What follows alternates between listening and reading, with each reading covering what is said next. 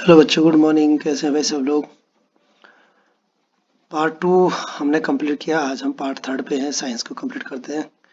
Mathematics शुरू कर रहे हैं इंग्लिश का। आप लोगों ने, मुझे उम्मीद है, लेसन को लिख दिया होगा, याद भी कर लिया होगा। इस लेसन को आज हम कंप्लीट करेंगे तो इसकी एक्सरसाइज भी आपको देंगे।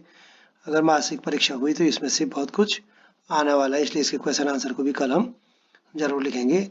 मैथमेटिक्स भी शुरू करेंगे धीरे से। तो अब जो है हमें ये देखना है कि किस पार्ट हमने कल इसमें पार्ट पढ़ा था। तो रेस्पिरेशन किस प्रकार से ऑर्गन्स में होता है हमने देखा था। पूरा रिकॉल कर विद द किसे कहते हैं, रेस्पायर कब करते हैं, क्यों करते हैं, क्या जरूरत है, रेस्पिरेशन जो है क्या हुआ था, सेल सेल जो है सेलुलर रेस्पिरेशन है, क्यों जरूरत पड़ती है, एरोबिक रेस्पिरेशन क्या है, एनारोबिक रेस्पिरेशन क्या है, एरोबिक रेस्पिरेशन में क्या बनता है, कार्बन डाइऑक्साइड और जब ग्लूकोज के साथ ऑक्सीजन काम करती है तो ग्लूकोज के साथ क्या बनता है, कार्बन डाइऑक्साइड, वाटर और एनर्जी बनती है ना। तो अगर एनारोबिक रेस्पिरेशन होगा तो ग्लूकोज के साथ जो है बिना ऑक्सीजन के क्या होता है, अल्कोहल बनेगा, कार्बन डाइऑक्साइड और एनर्जी मुक्त होगी।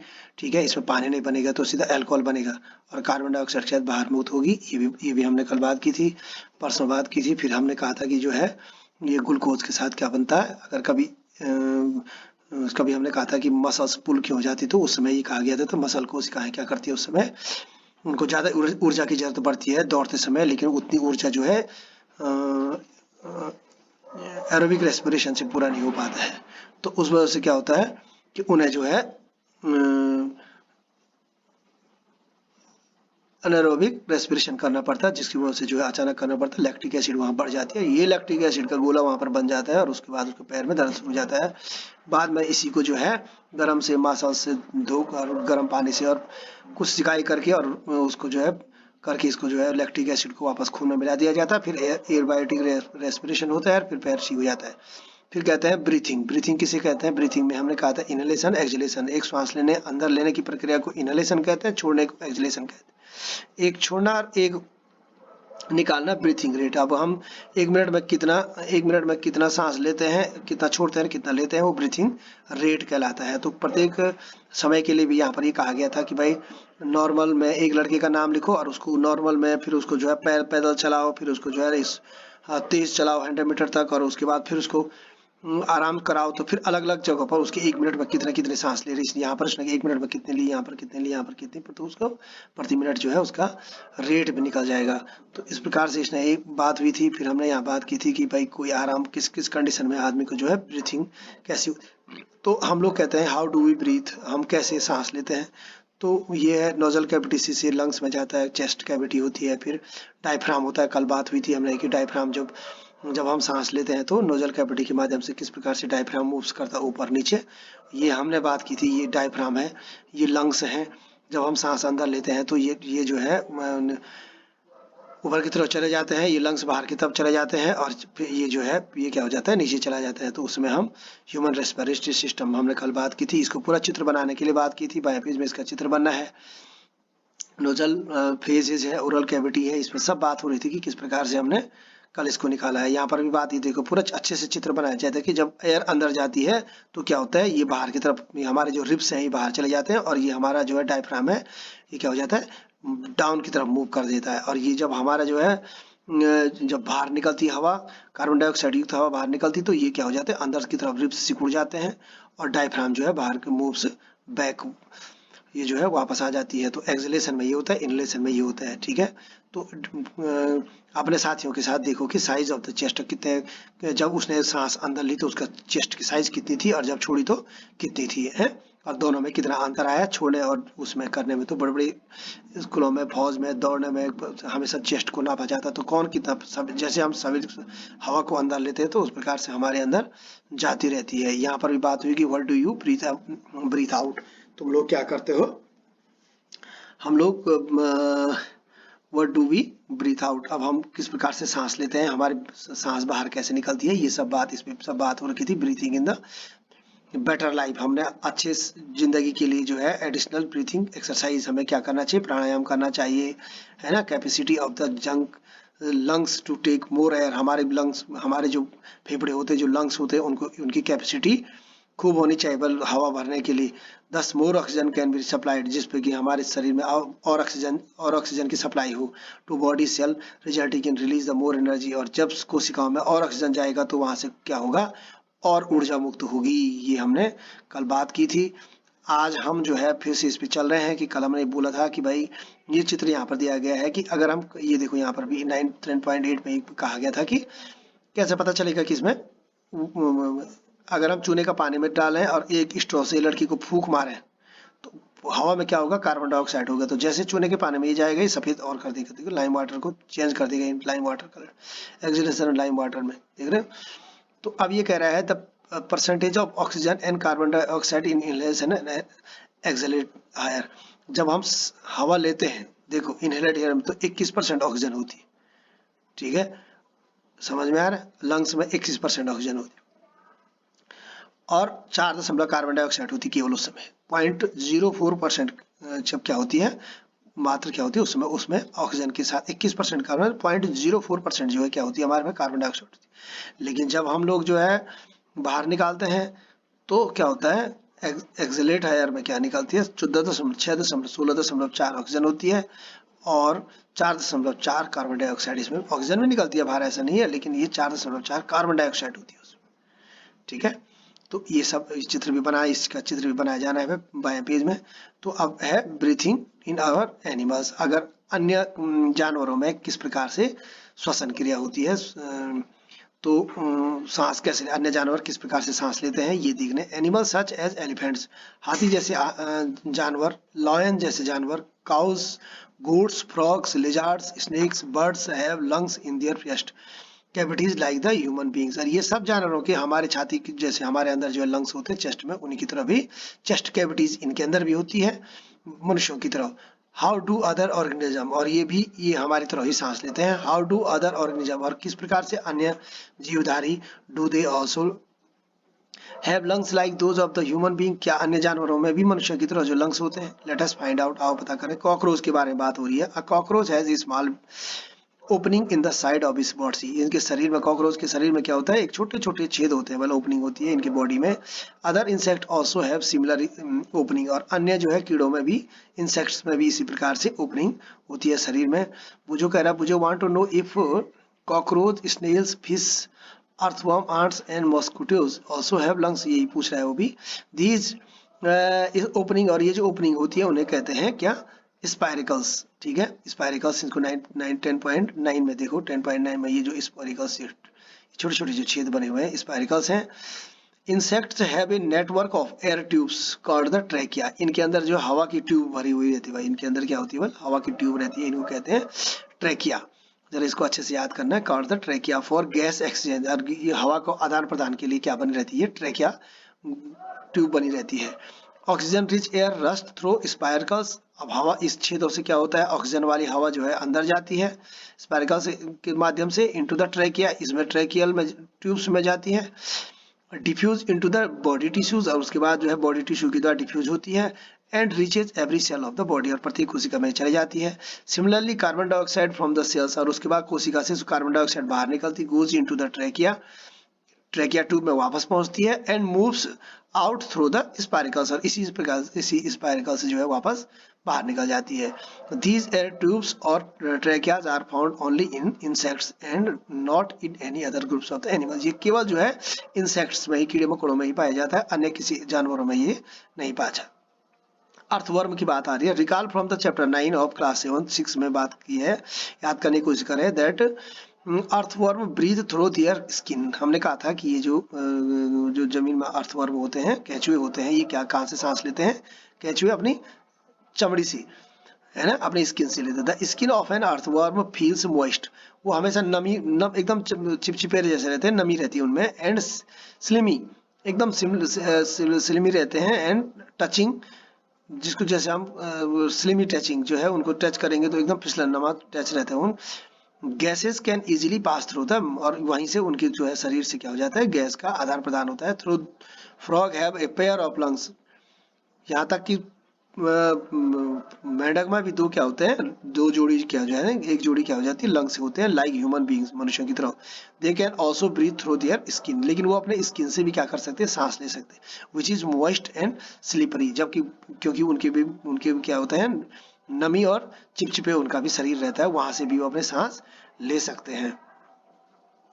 यहाँ पर अब बात आती है ब्रीथिंग अंडर वाटर, पानी के अंदर जो है कैसे सांस लेते हैं लोग। Can we breathe and survive in water, क्या हम पानी के अंदर जीवित रह सकते हैं और सांस ले सकते हैं। There are many organism which live in water, बहुत सारे जीव हैं जो पानी के अंदर रहते हैं। How do they breathe under water, कैसे वो पानी के अंदर सांस लेते हैं। You have studied in class 6 that gills in fish help from use oxygen dissolve in water, कक्षा 7 में आपने 6 में आपने पढ़ा था कि गिल्स जो फिश के अंदर जो गिल्स लगी है वो किस प्रकार से पानी में रहने के लिए ऑक्सीजन में जो घुली हुई जो ऑक्सीजन, पानी में जो घुली हुई ऑक्सीजन है उसको किस प्रकार से अपने लिए सांस लेने में मदद करता है। ये गिल्स जो होते हैं, gills are projection of the skin, ये क्या होते हैं, ये गिल्स के क्या होते हैं, चमड़े से लगे हुए होते हैं, ये चमड़े के साथ चिपके होते हैं। You may wonder how gills help in breathing, तुम आश्चर्य करोगे कि गिल्स किस प्रकार से सांस लेने में मदद करते हैं पानी में। Gills are well supplied with blood vessels, जबकि इसके अंदर क्या होता है, रक्त कोशिका, रक्त वाहिनियां इसके अंदर होती है फॉर एक्सचेंज ऑफ गैस, और उसके अंदर क्या होता है, रक्त की कोशिकाएं, रक्त की वाहिनियां होती है गैस को आदान प्रदान करने के लिए। ब्रीथिंग ऑर्गन्स इन फिश, ये देखो गिल्स है, ये यहाँ पर लगी हुई गिल्स। हम जैसे जैसे बड़े होते हैं तो बड़ी बड़ी क्लासों में इनके बारे में और डिटेल पढ़ते जाते हैं। डू प्लांट्स ऑल्सो रेस्पायर, क्या पौधे भी सांस लेते हैं। Like other living organism plants also respire for their survival as you have learn in class 6, जैसे कि अन्य जीवधारी वैसे ही पौधे भी क्या करते हैं, पानी अपने जीवित रहने के लिए क्या करते हैं, रेस्पायर करते हैं, श्वसन करते हैं, जैसे कि हमने क्लास 6 में पढ़ा है। They also take in oxygen from the air and give out carbon dioxide, ये भी क्या करते हैं, ऑक्सीजन लेते हैं और कार्बन डाइऑक्साइड को छोड़ते हैं। In the cells oxygen is used to break down glucose into the carbon dioxide, यहाँ भी क्या होता है कि ये इनकी कोशिकाओं में क्या होता है, ऑक्सीजन जो लेते हैं वो भी खाना को तोड़ करके कार्बन डाइऑक्साइड में बदल देते हैं एंड वाटर में बदलते हैं, इज एन अदर ऑर्गेनिज्म, जैसे कि अन्य ऑर्गेनिज्म करता है। In the plants each part of can independently take in oxygen from the air and give out carbon dioxide, और इसमें प्रत्येक पौधे का प्रत्येक हिस्सा वातावरण से ऑक्सीजन लेता है और प्रत्येक हिस्सा जो है कार्बन डाइऑक्साइड भी छोड़ता है अलग से। You have already learned in chapter 1 that leaves of the plants have tiny pores called the stomata for exchanging oxygen and carbon dioxide, तुमने क्लास पहले लेसन में पढ़ा है। तो पत्तियों में जो छेद होते हैं, छोटे छोटे पोर्स लगे रहते हैं, उनको स्टोमेटा कहते हैं, और वो हवा का आदान प्रदान करने के लिए, कार्बन डाइऑक्साइड ऑक्सीजन के आदान प्रदान करने में बहुत पूर्ण भूमिका निभाते हैं। Pavili wants to know whether roots which are underground also take oxygen. If so why how, अगर क्या जड़ों में जो पौधे हैं वो भी, जो जड़ों वाले जो कोशिका हैं वो भी, उनको भी ऑक्सीजन की जरूरत पड़ती है, ये कह रहे हैं। Like all other living cell, सारे जैसे कि सारे जो जीवित कोशिकाएं होती हैं of the plants, the root cell also need oxygen, जड़ कोशिकाओं को भी क्या चाहिए पड़ती है, ऑक्सीजन की जरूरत पड़ती है जनरेट एनर्जी, ऊर्जा के लिए। Root take up air from their air spaces present between the soil particles, ये जी सॉइल पार्टिकल्स के बीच में, जो मिट्टी के जो बीच में जो है हवा जो भरी रहती है वहां से ले लेते हैं ये अपने लिए ऑक्सीजन, जड़ जो है वहां से हवा ले लेते हैं सॉइल पार्टिकल। रूट हेयर, और ये जो रूट हेयर होती है उनकी जड़ों में जो छोटी छोटी टहनियां लगती है वो यहाँ बीचों बीच घुसी रहती है मिट्टी के अंदर जगह जगह, वहां से वो हवा भी लेती है। एयर स्पेसिस, यहाँ पे जगह जगह पे हवा की स्पेसिस बने हुए हैं मिट्टी के कणों के बीच में, बिटवीन द सॉइल पार्टिकल्स में जो पड़े रहते हैं वहां से भी ये सब चित्र बनाए जाने वाले हैं, ध्यान रखना इसका जो है, चित्रों को अच्छे से बाएं पेज में बनना है।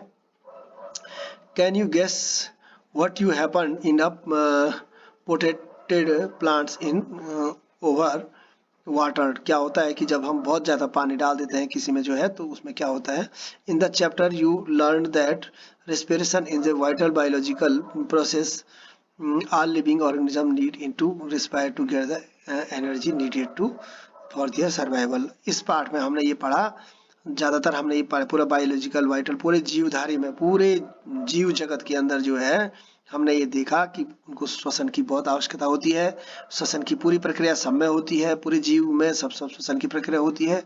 ऑल लिविंग ऑर्गेनिज्म में, सभी जीवित प्राणियों में को आवश्यकता होती है हवा की, श्वसन की आवश्यकता होती है, श्वसन करने की आवश्यकता, to energy needed for their survival, और उनके जीवित रहने के लिए जो ऊर्जा चाहिए तो उसके लिए उनको क्या चाहिए, रेस्पिरेशन, श्वसन करना ही होगा, अगर जीवित रहने के लिए ऊर्जा चाहिए तो इसलिए उनको ऑक्सीजन की ये करना ही पड़ेगा।